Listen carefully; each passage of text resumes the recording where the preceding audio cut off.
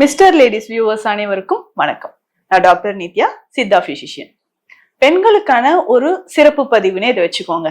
ஏன்னா நிறைய கப்புள்ஸ், அதுக்கப்புறம் பெண்கள் நிறைய பேர் பர்சனலா என்கிட்ட கேட்ட விஷயம், கன்சல்டிங் பண்ணும்போது இதை சொல்லாமா இல்லையான்னு தெரியலாமா, இந்த மாதிரி இஷ்யூஸ் எல்லாம் இருக்கு அப்படின்னு கேட்ட விஷயம்தான் நிறைய பேருக்கு இருக்கக்கூடிய சந்தேகத்தை நிவர்த்தி செய்து ஒரு ஹாப்பி லைஃப்குள்ள அவங்க லீட் பண்ணணும்னா என்னென்ன வழிமுறைகள் இருக்குன்றத சொல்றதுக்கான ஒரு பதிவு தான் இது.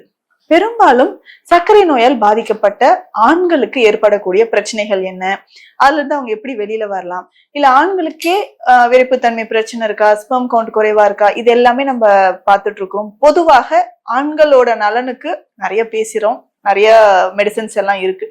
இதுவே பெண்கள்னு எடுத்துக்கோங்களேன். இப்போ சர்க்கரை நோயால் பாதிக்கப்பட்ட பெண்களுக்கு எந்த மாதிரியான உடல் நலனின் பிரச்சனைகள் வரும், அதனால ஃபேமிலி லைஃப்ல அவங்களுடைய பர்சனல் லைஃப்ல எந்த மாதிரியான பாதிப்புகள் ஏற்படுது, இதுல இருந்து வெளியில வருவது எப்படி, இல்ல வெளியில இது சொல்லவே முடியல அப்படின்ற மாதிரியான கண்டிஷன், இதற்கெல்லாமா மருந்து இருக்கு, தீர்வு இருக்கு அப்படின்ற மாதிரியான ஒரு கண்டிஷனோட, ஒரு சந்தேகத்தோட லைஃப் அப்படி லீட் பண்ணிட்டு மன இறுக்கத்தோட இருக்கக்கூடிய பெண்கள் நிறைய பேர் இருக்கீங்க. இதனால ஃபேமிலி லைஃப்லயும் நிறைய பாதிப்புகள் ஏற்படுது.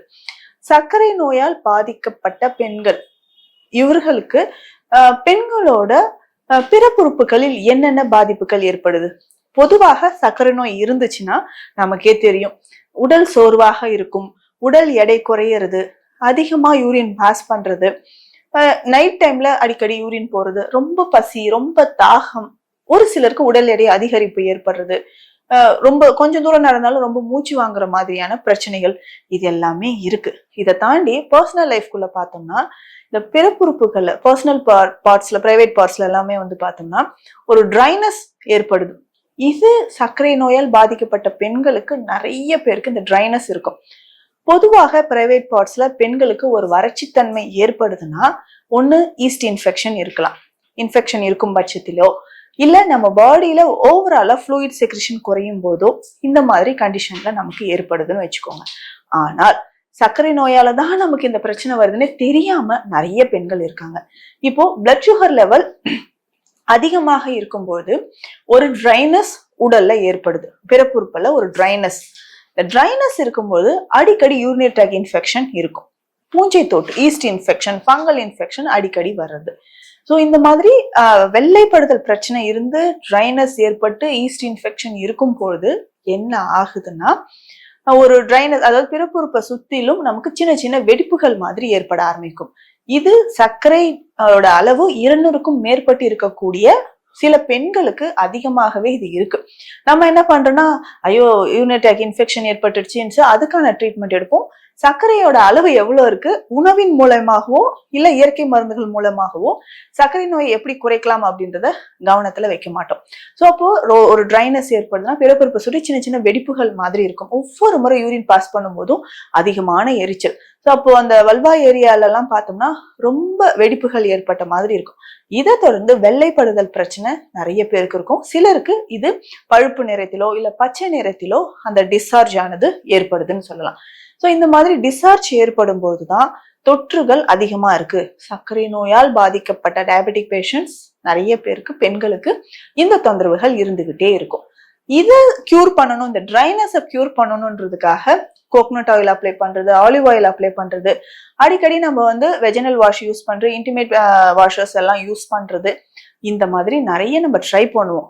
ஆனா இது ஒரு டெம்பரவரி சொல்யூஷன், 2-3 டேஸ்க்கு நார்மலா இருக்கும். அகைன் அண்ட் அகைன் என்ன ஆகுது, திரும்பவும் ஒரு ட்ரைனஸ் ஏற்படுது.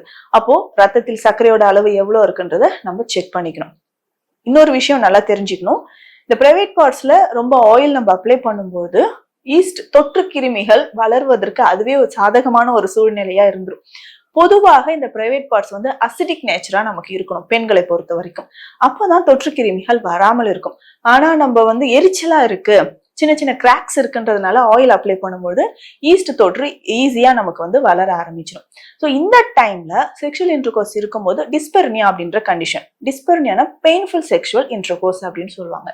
அதாவது இன்டர்கோர்ஸ் பண்ணும்போது உடலுறவில் இருக்கும்போது அதிகமான வலி ஏற்படுறது, எரிச்சல் ஏற்படுறது, சிலருக்கு ப்ளீடிங் ஏற்படவும் வாய்ப்பு இருக்கு. தொற்று இருக்கும்போது இன்டர்கோர்ஸ்ல இருந்தா அவங்களோட பார்ட்னருக்கும் ஆண்களுக்கும் இந்த தொற்று பரவுவதற்கு வாய்ப்புகள் இருக்கு. ரொம்ப ரொம்ப கேர்ஃபுல்லா இருக்கணும் இந்த மாதிரி சமயங்கள்ல. அதுக்கு அடுத்தது வந்து பார்த்தோம்னா சிலருக்கு இளம் வயதிலேயே டயபெட்டிக் வர்றதை நம்ம பாக்குறோம். திருமணத்திற்கு முன்பே ஒரு 30 வயது 28 வயதிலே எனக்கு வந்து சுகர் வந்துருச்சு, 27 வயதிலே சுகர் வந்துருச்சுன்னு சொல்ற நபர்கள் ஆண்களோ பெண்களோ நிறைய பேர் இருக்கும். அந்த மாதிரி சமயங்கள்ல ஆஃப்டர் மேரேஜ்க்கு அப்புறம் நம்ம வந்து கன்சீவ் ஆகிறதுக்கான வாய்ப்புகள் இருக்கா, சுகர்னால நமக்கு வந்து குழந்தை பேரு அப்படின்றது தள்ளி போகுமான்ற கவலை நிறைய பேருக்கு இருக்கும். ஸோ இந்த மாதிரி வெஜினல் ட்ரைனஸ் ஏற்பட்டு இருக்கு, சுகரும் எனக்கு வந்து கண்ட்ரோல் இல்லாம இருக்கு, இந்த சமயத்துல நான் கன்சீவ் ஆக முடியுமான்ற ஒரு சந்தேகம் நிறைய பெண்களுக்கு இருக்கு. ஸோ அப்ப அந்த டைம்ல நம்ம என்ன பண்ணலாம்னா முதல்ல சுகரை கண்ட்ரோல் பண்றதுக்கான ட்ரீட்மெண்ட் நிச்சயமா எடுக்கணும். எடுத்தோடனே நம்ம வந்து டேப்லெட்ஸ் போடுறது, இன்சுலின் எடுக்கிறது இந்த மாதிரி பண்ணாம நேச்சுரலாவே நம்ம வந்து பிசிக்கல் எக்ஸசைஸ் பண்றது மூலியமோ, யோகா பண்றது மூலியமோ, டயட் எடுக்கிறது மூலியமோ, பேசிக்கான சித்தா மெடிசின்ஸ் எடுக்கிறது மூலியமோ நிச்சயமாக நம்ம வந்து பிளட் சுகர் லெவலை கண்ட்ரோலுக்கு கொண்டு வர முடியும். இந்த மாதிரி நம்ம உணவு முறைகளோடு மருந்து முறைகளும் எடுத்துட்டு வந்தோம்னா ஈஸியா பிளட் சுகர் லெவல் குறைந்து அதுக்கப்புறம் நமக்கு கன்சீவ் ஆகிறதுக்கு 100% வாய்ப்புகள் இருக்கு. ஸோ மற்ற பெண்கள் மாதிரியே நம்மவும் வந்து பிள்ளை பேர் அடைய முடியும். அவர்கள் வந்து ஃபீட் பண்றது, அதுக்கப்புறம் நம்ம லைஃப் லாங் நமக்கு சுகர் வராம இருக்குமா அப்படின்னா நிச்சயமா வராமல் இருக்கும். ஸோ இந்த மாதிரியான ஒரு சந்தேகம் நம்ம பர்சனல் லைஃப்ல பெண்களுக்கு சர்க்கரை நோயால் இதெல்லாம் ஏற்படுதான்னா நிச்சயமா ஏற்படுது.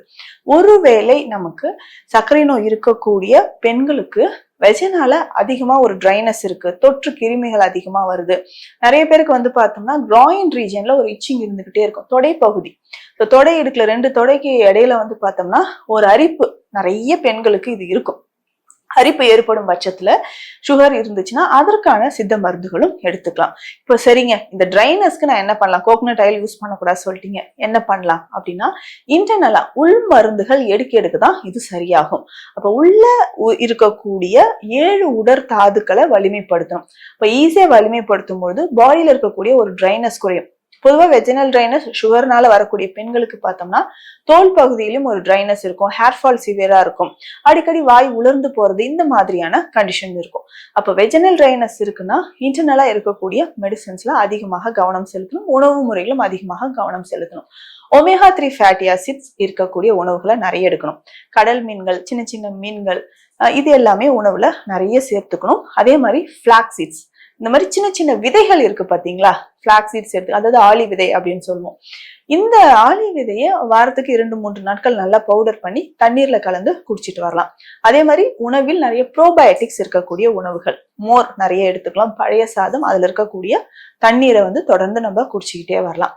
சித்த மருத்துவத்தில் பெண்களுக்கு இந்த பிறப்புறுப்பில் ஏற்படக்கூடிய பிரச்சனைகள், இதை தொடர்ந்து சுகர் இதை குறைக்கணும் அப்படின்னாலும் நிறைய மருந்துகள் இருக்கு. முக்கியமா அசோகப்பட்டை சூர்ணம் இதற்கு பயன்படுது.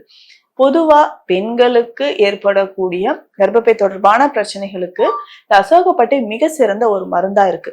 அத பாலோடு சேர்த்து நல்லா கொதிக்க வச்சு குடிச்சிட்டே வந்தோம்னா உடல் உறுப்புகள் 7 தாதுக்களும் வன்மையடையும். அதே மாதிரி அதிகமாக இருக்கக்கூடிய ரத்தத்தில் இருக்கக்கூடிய சர்க்கரை அளவும் குறைந்து கட்டுக்குள் வரும்.